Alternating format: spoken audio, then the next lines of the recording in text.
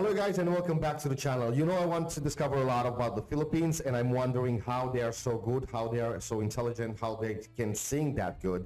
There is something in the DNA. I already said that. You guys sent me a video which is called Why Filipino DNA is the Strangest in the World. I hope I'm gonna have some explanation over here. So why you guys are so good in a lot of things, and this is what we are gonna check it out. If you are interested in this, like the video, subscribe. A lot of other things about Philippines and other countries here on the channel. Let's go and check it out.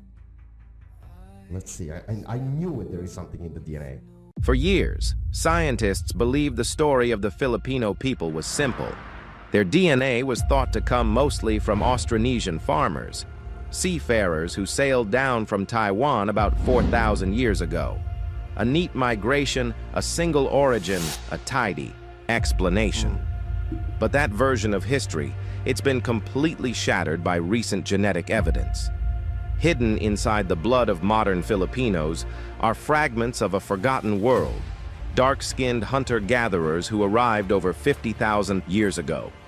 Mysterious traces of an extinct human cousin called the Denisovans, echoes from Polynesian voyagers, Chinese merchants, Arab traders, Spanish conquistadors, and even faint genetic whispers that reach all the way to Siberia. Some of these genes shouldn't be here, and yet they are.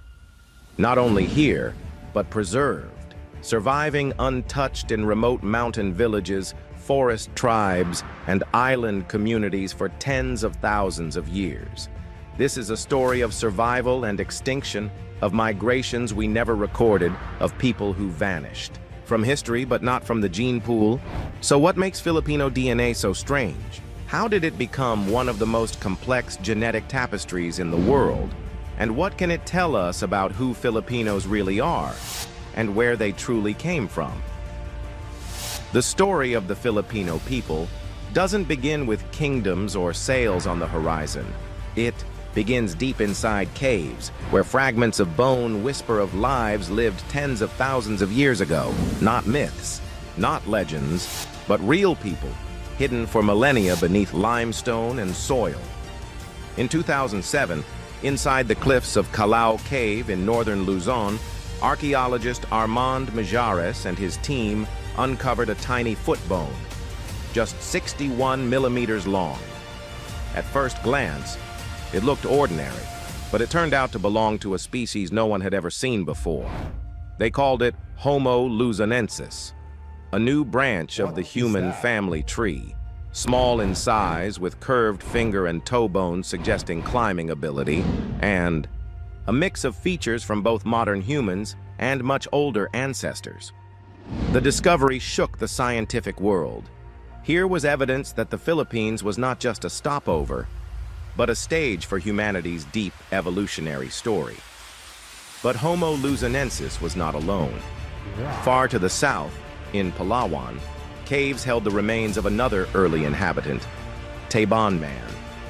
Discovered in the 1960s, these skull fragments and jawbones are at least 30,000 years old, proof that early humans roamed the Philippines long before recorded history. And yet, even these bones are not the whole story. Genetic evidence tells us that modern Filipinos carry traces of another long-lost cousin, the Denisovans. Unlike the more famous Neanderthals, Denisovans left almost no fossils, but they left their mark in DNA, and nowhere is that legacy stronger than in the Philippines. Among the Aita, Agta, and other indigenous peoples of Luzon, scientists have found Denisovan ancestry levels higher than anywhere else on Earth. Man, this is fascinating. It's a stunning clue, suggesting that tens of thousands of years ago, Denisovans interbred with the ancestors of today's Filipinos. Some of their genes even shaped survival, influencing traits like resistance to disease and adaptation to heat and altitude. So what did life look like for these first Filipinos? They were hunter-gatherers, moving through dense rainforests, fishing along river mouths, and climbing the jagged mountains that rise straight from the sea. Tools made of stone and bone show they hunted deer, wild pigs, and even giant animals, now extinct. In coastal caves, shells piled up into ancient middens, the leftovers of countless meals shared around flickering fires. Survival was never easy. Typhoons ripped across the islands, earthquakes shook the land, and volcanic eruptions could wipe out entire communities. But these early people adapted. They learned to move with the seasons, to harvest both land and sea, to carve out life in a landscape as dangerous as it was rich. Their world was isolated, yet connected. The islands of the Philippines were never one single landmass. Even in the Ice Age, when sea levels were lower, deep trenches kept many islands apart. This forced early humans to become some of the world's first seafarers, crossing treacherous channels long before the invention of large boats. Every crossing left a legacy. Some groups stayed on one island. Others spread to many, creating a patchwork of cultures and dialects. Over tens of thousands of years, isolation... Guys, I'm going to stop for 1 second over here. For me, this is fascinating. Try to understand not only about the life, how it's now in the Philippines, but how it was like thousands of years ago. And especially, you know, trying to understand your special, like I said, not only culture, but the way you are, and especially singing and being so smart. And this documentary, it's fascinating. You can find the original link down below. And maybe a lot of you didn't know about this. And I guess it's documented because I saw the description of the video. So are real facts that we're witnessing over here. So it's a wow. For me, it's just a wow. I don't know how you feel it out there, but it's really, really amazing. Preserved diversity. That's why even today the Philippines has more than 180 distinct languages. A living Wow, I didn't know that. Ancient fragmentation. I knew about and then Tagalog, there were those English, who vanished. Spanish. The bones of Homo luzonensis suggest a people who lived, thrived, and disappeared, leaving only a few fragments in a cave. We don't know why they went extinct. Perhaps they were absorbed into later populations. Perhaps climate or competition pushed them to the edge. But their presence reminds us the Philippines was not just settled once, but again and again, layer upon layer. Modern Filipinos carry this hidden history in their blood. Geneticists can trace lineages back to these ancient hunter-gatherers, especially among indigenous groups in the mountains and forests. It means that while civilizations rose and fell, while colonizers came and went, echoes of the very first Filipinos never disappeared. To stand in Calao Cave today is to stand at the threshold of forgotten worlds. The dripping limestone, the shafts of light cutting through darkness. It is here, in silence, that the oldest stories of the Philippines begin. And those stories don't just belong to one people or one migration. They belong to many, to humans and cousins, to the remembered and the lost. Together, they form the foundation of what would become one of the most diverse genetic tapestries on Earth. From the Denisovan legacy in the blood of mountain tribes to the survival of hunter-gatherer ways in remote islands, the first Filipinos show us something profound, that even in isolation, humanity endures. But history is never still. The islands would not remain untouched forever. Beyond the horizon, new forces were stirring. People with tools, crops, and a vision of the sea not as a boundary, but as a pathway. The age of caves and stone tools was ending. A new era was about to begin. Around 4,000 years ago, a new kind of traveler appeared on the horizon. They were not wandering hunter-gatherers. They came with crops, domesticated animals, polished stone tools, and above all, with boats unlike anything the world had ever seen. These were the Austronesians, master seafarers from Taiwan. Okay. They carried with them rice, taro, bananas, and pigs. They also carried a language, one that would eventually spread farther than any other in human history, from Madagascar to Easter Island. Their journey southward into the Philippines was not accidental. The Austronesians built outrigger canoes that could ride waves instead of fighting them, enabling voyages across treacherous Man, seas. look how they were. Some archaeologists even call them the Vikings of the Pacific. But their expansion began long before the Vikings ever existed. Well, yeah. The Philippines became their first great staging ground. Archaeological sites in northern Luzon show the sudden arrival of red-slipped pottery, polished adzes, and shell ornaments that match finds in Taiwan. For scientists, these artifacts are like fingerprints, marking the spread of a new culture. But this was not a replacement. The Austronesians did not arrive to empty islands. They encountered the descendants of hunter-gatherers who had been here for tens of thousands of years: Eta, Agta, Ati, and many others. The story of the Philippines is not one of one people conquering another, but of blending, intermarriage, and exchange. Modern DNA confirms this. Every Filipino today carries two legacies: the deep ancestry of those first, hunter-gatherers, and the more recent Austronesian imprint. The balance varies. Stronger Austronesian influence in the lowlands and cities, stronger hunter-gatherer ancestry in the highlands and forests. This blending created something entirely new, a cultural base layer that defines the Philippines even today. From the Austronesians came rice terraces, wet field farming, and a love of the sea. From the earlier peoples came knowledge of fascinating. forests, wild plants, and survival in rugged terrain. Together, they forged a hybrid way of life. Language was the glue. The Austronesian tongue spread rapidly across the islands. Today, more than 180 languages in the Philippines trace their roots back to this Austronesian origin. Even Tagalog, Cebuano, and Ilocano, spoken by millions, are part of this vast family tree. Imagine the sound of those first Austronesian words echoing on the beaches of Luzon, then slowly spreading island by island, mixing with local dialects, reshaping the way people named the world around them. Every modern Filipino word for rice, for pig, for boat carries within it the memory of that migration. The Austronesians were not only farmers, they were sailors without equal. By navigating with the stars, the winds, and the currents, they spread outward in waves.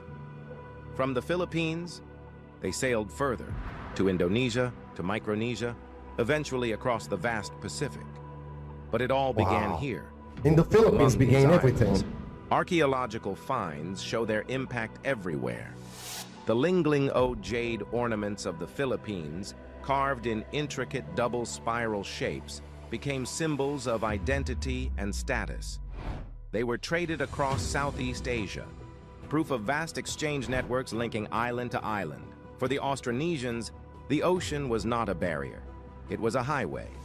Austronesian canoes connected Luzon to Mindanao, Palawan to the Visayas, long before roads or maps. Man. This web of seafaring laid the foundation for the archipelagic identity of the Philippines, a nation of islands, yet deeply interconnected. As the centuries passed, these Austronesian migrants and the earlier hunter-gatherers became indistinguishable. They shared not just genes, but rituals, songs, and stories.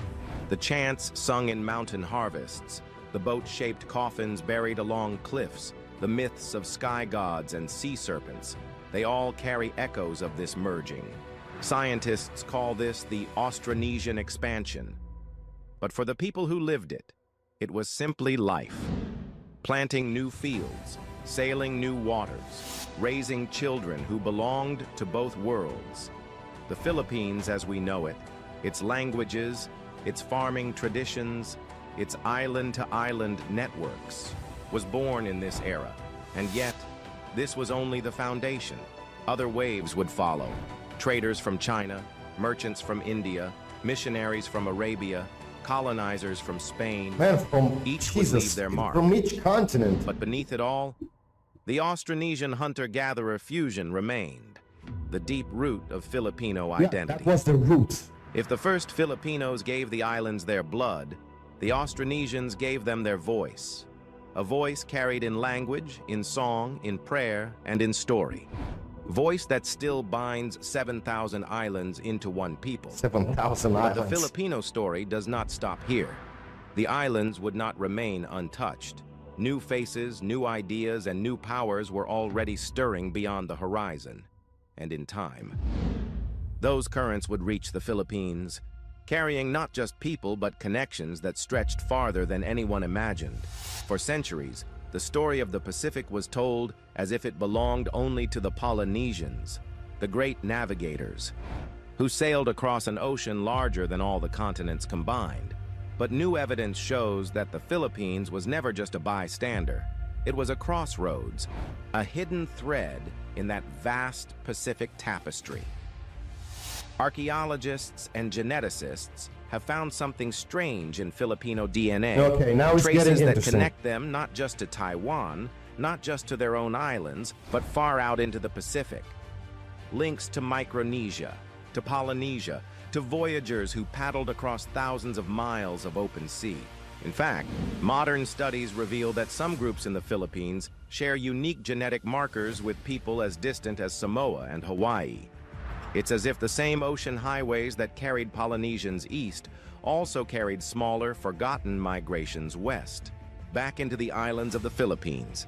The DNA whispers of an exchange that official history forgot. But it wasn't only genes that moved. Long before written history, long before maps, people were already trading across the seas. The waters between Mindanao, Borneo, and Sulawesi were not barriers. They were bridges.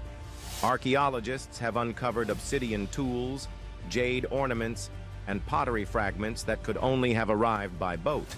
Evidence of a trading world stretching deep into Southeast Asia and beyond. Imagine standing on a beach in the Visayas 3,000 years ago.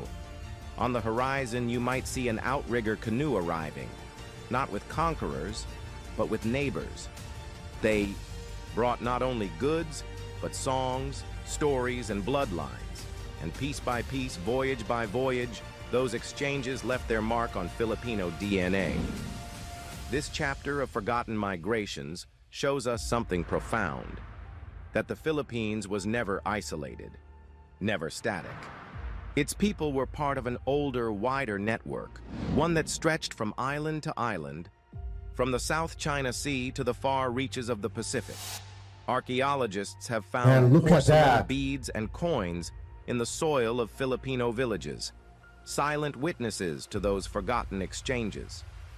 In ancient coastal settlements, shards of Chinese, ceramics lie buried beneath the earth, dating back 1,000 years before Magellan ever arrived.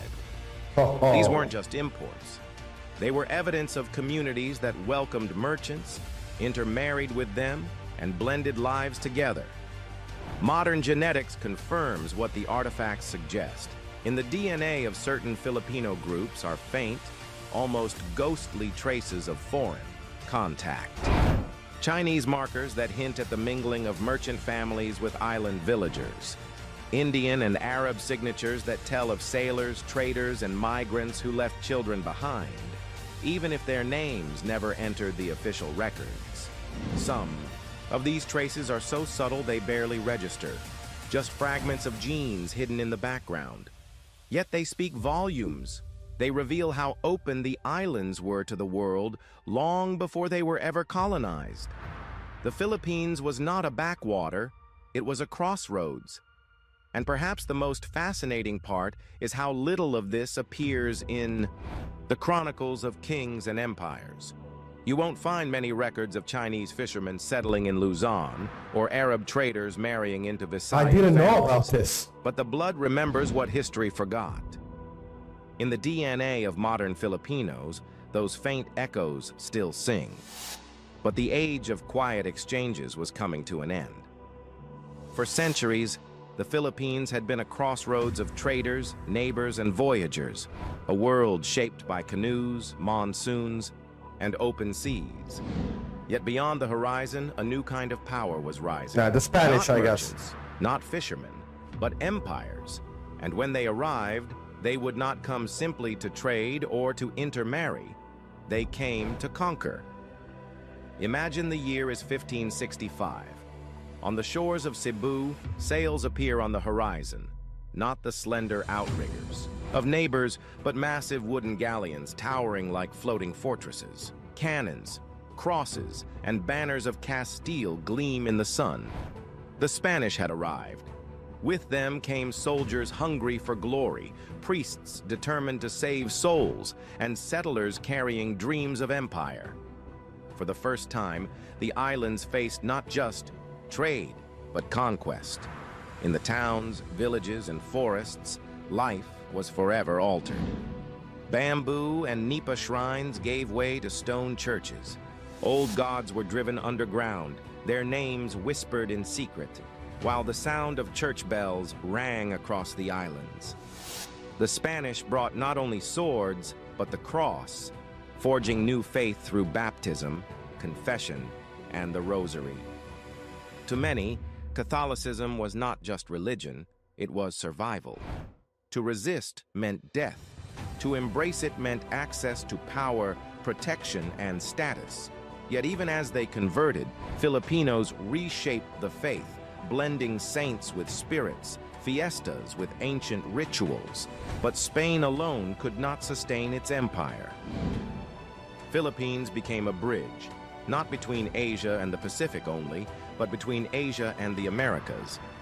Every year, from the docks of Manila, the galleons set sail, immense ships loaded with Chinese silk, Indian cotton, and spices from the Moluccas. They crossed the largest ocean in the world, reaching Acapulco in Mexico. And from Mexico came silver, soldiers, and settlers. But also chocolate, corn, tomatoes, chili peppers, foods that would transform Filipino kitchens forever. It was not only goods that crossed the sea, but people. Mexican soldiers married local women, leaving behind children with new features, new bloodlines. The Philippines was no longer just an Asian story. It had become part of a global one. Out of this fusion, a new identity was born, the mestizo. Spanish blood mixed with Filipino, Chinese, and Mexican. Mestizo. In Manila, you could walk through Intramuros, the walled city of Spanish nobles, then step outside to Binondo, the world's oldest Chinatown, where Chinese traders married Filipino women. Each marriage, each child, rewrote the story of what it meant to be Filipino. But this mixing came at a price. Beneath the churches and stone walls lay the suffering of the masses, forced laborers building roads and ships, farmers paying crushing tributes, villages emptied by disease brought from Europe. Spanish power was felt most by the poor, but its legacy ran deeper. A hybrid culture, half forged in pain, half in resilience. And yet, even as the empire spread, its reach, it never reached everyone. In the highlands, in the far islands, in the shadows of the forests, some peoples remained beyond Spain's grasp, carrying the oldest voices of the Filipino past. For 300 years, the Spanish crown ruled the islands from Manila. Churches rose, Man, 300 towns years were have built, been? and new bloodlines were woven Holy into crap. the Filipino fabric. But Spain's grip was never total. The empire stretched across oceans, yet even at its height, there were corners it could not hold. The farther you went from the garrison towns and church bells, the weaker Castile's shadow became. And in those spaces, in the mountains, in the forests, in islands beyond the reach of governors, the oldest ways endured. High in the Cordillera of Luzon, communities like the Ifugao, Kalinga, and Bontoc carved their lives into the earth. When Spanish soldiers tried to climb the slopes, they met fierce resistance. The mountains themselves became walls, protecting these peoples from conquest. And the Filipino resilience. Even today, Ifugao rice terraces stand as living monuments, not only to agricultural genius, but to independence. Spanish friars may have baptized the coasts, but they never broke the mountain's strongholds. Look at that, man. Beautiful. Further south, on islands like Mindoro and Palawan, groups such as the Mangyan and the Palawan lived apart from colonial towns. In the Visayas, small islands shielded fisherfolk from direct rule. And deep in Mindanao's forests, the Lumad tribes preserved lifeways that reach back thousands of years. Geneticists studying these groups have found something extraordinary: traces of ancient DNA that predate the Austronesian expansion itself. Wow. In some Negrito groups, like the Ita of Luzon or the Agta of Sierra Madre, scientists have uncovered signals of interbreeding with Denisovans, a mysterious archaic human lineage. These communities are living time capsules, carrying in their blood echoes of the first migrations into the Philippines over 40,000 years ago. Their rituals, chants, and epics are not just traditions. The hudhud chants of the Ifugao, the healing songs of the Subanen, the dances of the Manobo, they are living testaments, voices that survived the silence of empire. By resisting colonization, these peoples preserved not only their freedom, but the oldest strands of Filipino identity. Guys. While cities like Manila were reshaped by Spain and Mexico, the mountains and forests guarded their secrets, echoes of the first humans who walked these islands. And this is the truth: there was never one origin, never one root.